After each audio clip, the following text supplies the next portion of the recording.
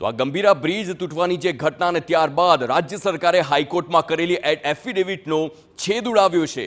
એફિડેવિટમાં pre monsoon અને post monsoon ઇન્સ્પેક્શનની જે આખી વાત કરવામાં આવી હતી, બ્રિજના મેન્ટેનન્સ માટે પોલિસીની જરૂરિયાતની હાઈકોર્ટે ટકોર કરી હતી।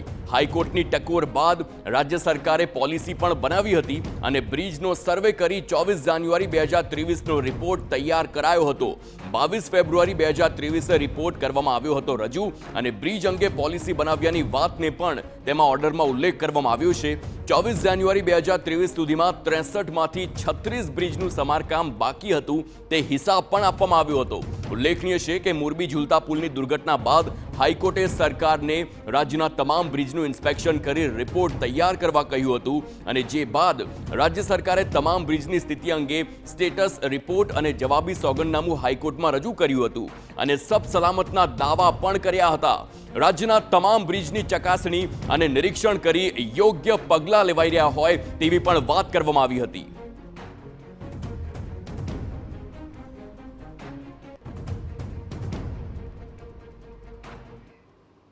તો જે પ્રકારે હાઈકોર્ટે આખું કડક વલણ અગાઉ પણ દર્શાવ્યું હતું ને હજુ પણ સવાલ ચોક્કસથી ઉઠી રહ્યા છે અને એને લઈને સંવાદદાતા રોનક વર્મા સાથે સીધા જ ગુજરાત હાઈકોર્ટથી લાઈવ વાત કરીશું ને જાણવાનો પ્રયાસ કરીશું। રોનક, હાઈકોર્ટે પહેલા પણ ટકોર કરી હતી, ખાસ ધારાધોરણો બનાવવાની પણ વાત કરી હતી।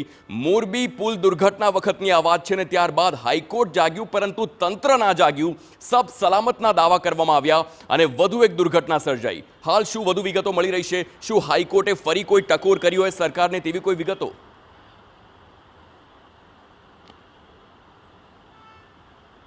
બિલકુલ થી હાર્દિક, મોરબી ઝૂલતા પુલ તૂટવાની દુર્ઘટના જેમાં 135 થી વધુ નિર્દોષ લોકોએ પોતાનો જીવ ગુમાવ્યો હતો અને આ દુર્ઘટના બાદ તાત્કાલિક ધોરણે ગુજરાત હાઈકોર્ટ દ્વારા સુઓ મોટો અરજી છે તે લેવામાં આવી હતી અને ત્યારબાદ સરકાર સહિત અનેક વિભાગોને પક્ષકાર છે તે બનાવવામાં આવ્યા હતા। ત્યારબાદ જેમ જેમ આ અરજીની સુનાવણી ચાલતી ગઈ તેમ તેમ તેનો વ્યાપ વધતો ગયો।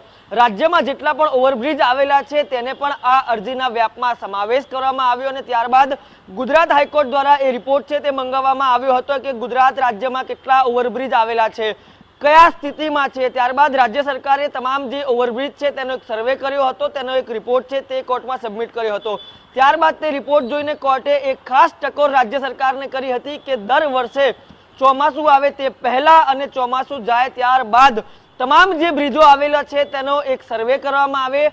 એ બ્રિજો જે ઓવરલોડિંગ વાહનોની ક્ષમતા ધરાવે છે કે કેમ, તેના પર કયા પ્રકારના વાહનો પસાર થઈ શકે છે કે કેમ, તે તમામનો રિપોર્ટ છે તે સર્વે કરીને એ ચીફ એન્જિનિયરને આપવામાં આવે અને ત્યારબાદ યોગ્ય નિર્ણય લેવામાં આવે તેને સમારકામની જરૂર છે કે કેમ।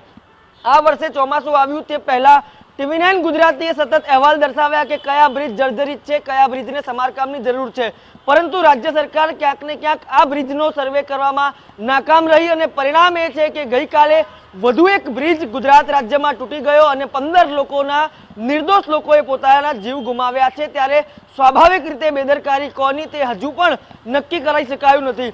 સ્વાભાવિક રીતે રાજ્ય સરકારે પોતાની જવાબદારી નિભાવતા હવે એમ કીધું છે કે ઉચ્ચ સ્તરીય કમિટીની રચના કરી દેવામાં આવી છે અને નિષ્પક્ષ તપાસ પણ કરવામાં આવશે, પરંતુ સવાલ અહીં એ થાય છે કે જે 15 નિર્દોષ લોકોએ ગઈકાલે પાણીમાં ડૂબીને પોતાના જીવ ગુમાવ્યા છે તેમનો શું વાંક હતો, કેમ જે યોગ્ય જવાબદાર લોકોએ જે યોગ્ય પગલાં છે તે ન લીધા। આ ઉપરાંત હું આપને એક ડેટા રજૂ કરવા માંગીશ, એ ડેટા મારો નથી, એ ડેટા ખુદ રાજ્ય સરકારે ગુજરાત હાઈકોર્ટને આપેલો છે કે ગુજરાત રાજ્યમાં જે 2023ની સ્થિતિએ જોવા જઈએ તો મ્યુનિસિપલ કોર્પોરેશનની અંડરમાં 348 જેટલા બ્રિજ આવે છે। આ ઉપરાંત નગરપાલિકાની અંડરમાં 131 બ્રિજ આવે છે।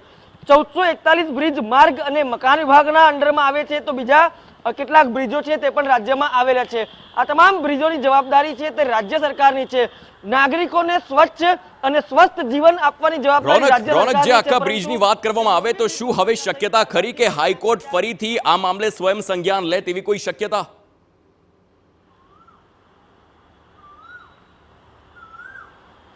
સ્વાભાવિક રીતે હવે થોડીક જ વારમાં ગુજરાત હાઈકોર્ટની કાર્યવાહી શરૂ થશે ત્યારે તેના પર પણ એક નજર રહેશે કે ચીફ જસ્ટિસ અથવા તો પછી અન્ય કોઈ ખંડપીઠ દ્વારા આ મામલે સંજ્ઞાન લેવામાં આવે છે કે કેમ, પરંતુ સ્વાભાવિક રીતે આગામી 18 તારીખના રોજ જે માર્ગ અને મકાન વિભાગ અને જે તમામ ઓવરબ્રિજ અંગેની જે સુનાવણી ચાલે છે તેની તારીખ છે, પરંતુ શું કોર્ટ પણ 18 તારીખની રાહ જોવે છે કે આજે જ આ મામલે સુનાવણી હાથ ધરાય છે તેના પર પણ સૌની નજર છે, પરંતુ સ્વાભાવિક રીતે કોર્ટ આના પર એક્શન લે તેવી તમામ લોકો છે તે આશા સેવી રહ્યા છે. બિલકુલ આભાર રોનક સમગ્ર માહિતી બદલ. તો હવે જોવું એ રહેશે કે ગુજરાત હાઈકોર્ટ આની પર સ્વયં સંજ્ઞાન લેશે કે નહીં, કારણ કે આ ગંભીર દુર્ઘટના ગુજરાતમાં બીજી વખત બની છે.